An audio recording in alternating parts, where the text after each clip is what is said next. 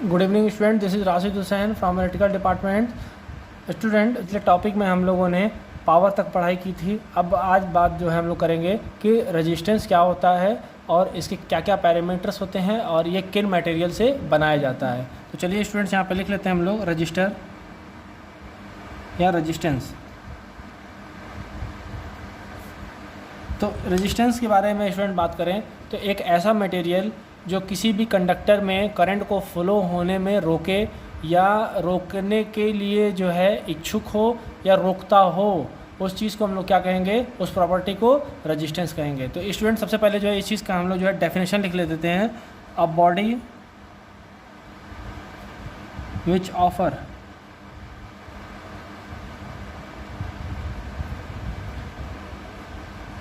To oppose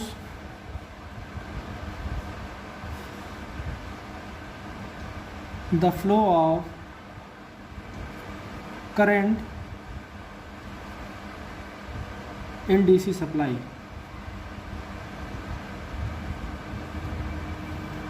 is called resistance। Student, DC supply में वह body या वह मटेरियल की बनी हुई बॉडी जो करंट को फ्लो होने में रोके या रोकने का इच्छुक हो, उस चीज़ को हम लोग क्या कहेंगे, रेजिस्टेंस कहेंगे। अब बात आती है स्टूडेंट्स कि इस रेजिस्टेंस को किसने जो है ढूंढा और क्या उनका नाम था। उनका नाम हम लोग जान जाते हैं। सबसे पहले तो नाम उनका था सर जॉर्ज साइमन ओम। ठीक है स्टूडेंट्स, जॉर्ज साइमन ओम उनका नाम था। तो अब जो है हम लोग थोड़ा और आगे चलते हैं कि इसको डिनोटेशन कैसे करते हैं रेजिस्टेंस को। तो पॉइंट आप लिख चलिए कि unit of resistance is equal to ohm. यानी फिर से यहाँ पे हमारे टाइटल के हिसाब से यहाँ पे यूनिट भी हो गया। और आगे चलते हैं हम लोग, डिनोटेड बाई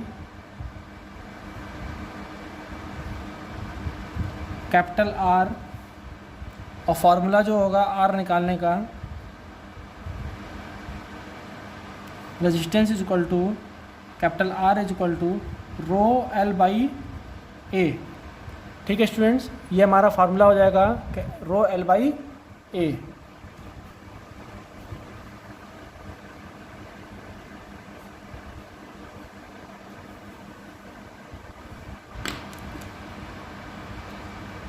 इस फार्मूले को अगर हम लोग देखते चल रहे हैं तो लिखा जाए यहाँ पे कि वेयर एज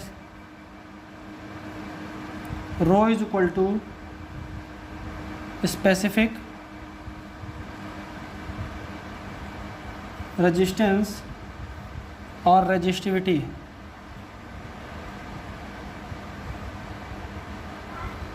अब ए की बात किया जाए तो क्रॉस सेक्शनल एरिया,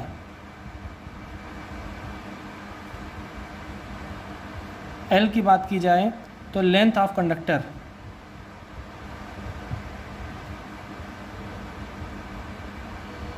स्टूडेंट्स ये तीनों चीज़ें हम लोगों ने इसको पढ़ लिया कि जो चीज़ इस फार्मूले में लिखी गई है यहाँ पर। अब बात आती है स्टूडेंट कि इसका जो यूनिट निकल के आएगा वो क्या होगा, ओम। और लिखेंगे कैसे उसको, तो बिल्कुल इस तरीके से सिंबल बनाएंगे हम लोग। ठीक है, सिंबॉलिक रिप्रेजेंटेशन जो है इसका इस तरीके से दिखाएंगे ओम का।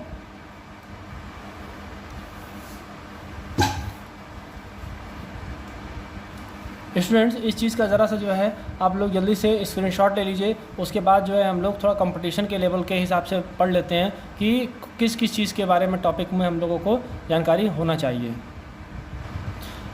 अब देख लिया जाए स्टूडेंट्स कि रेजिस्टेंस जो है, किसी भी मटेरियल का रेजिस्टेंस वो तीन बातों पर डिपेंड करता है। उसके लंबाई पर कि उसकी लंबाई यहाँ से कितनी है। अगर ये एल दिया है तो ये एल होगा, तो यहाँ से यहाँ तक भी लंबाई हो सकती है, यहाँ से भी L2 हो सकती है और यहाँ पे L3 भी हो सकती है। तो ये कहने का मतलब ये है L is equal to L2 plus L3 हो सकता है।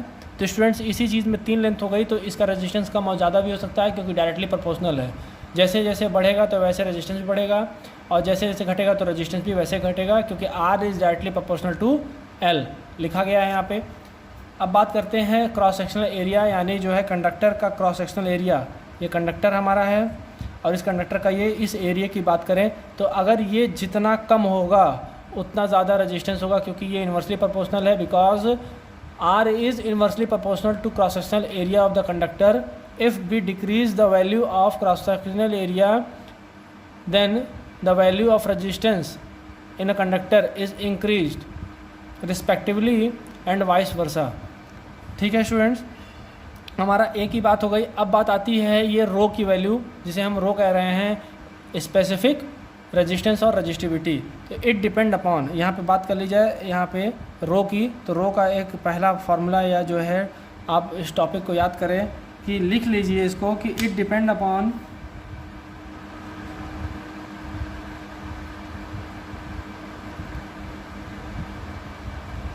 Material of conductor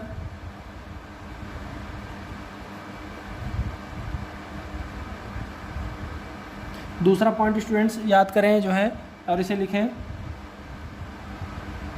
depend upon the type of material. अगला पॉइंट जो है स्टूडेंट होगा टेम्परेचर,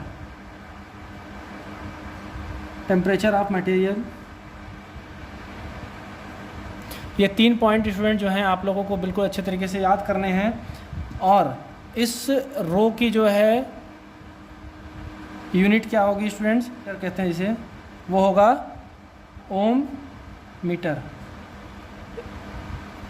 जिसे हम कह रहे हैं स्पेसिफिक रेजिस्टेंस।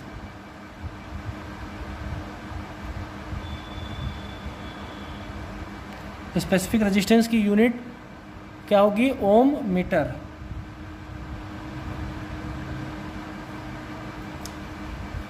अब स्टूडेंट रेजिस्टेंस को सिंबॉलिक रिप्रेजेंटेशन कैसे करते हैं, तो यहाँ पे लिख लीजिए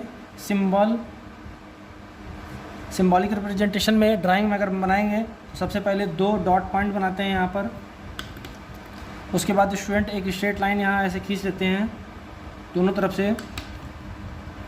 स्टूडेंट शुरू होने से पहले यहाँ पर हल्का सा जो है तकरीबन उठाते हैं, ये इसके बीच की जो एंगल होती है स्टूडेंट 120 लेते हैं यहाँ पर, ठीक। वैसे ही स्टूडेंट्स ये भी पैरेलल इसके उतार लेते हैं, यहाँ भी 120 डिग्री का एंगल होगा। अब स्टूडेंट जो है इसको डाउन कराएंगे बिल्कुल यहाँ पर, जो कि इसके लेवल में आएगा, और फिर उठाएंगे यहाँ पर तो इसके लेवल में आ जाएगा, और फिर स्टूडेंट उठाएंगे तो यहाँ पे ऐसे लेवल में आके इससे मिल जाएगा।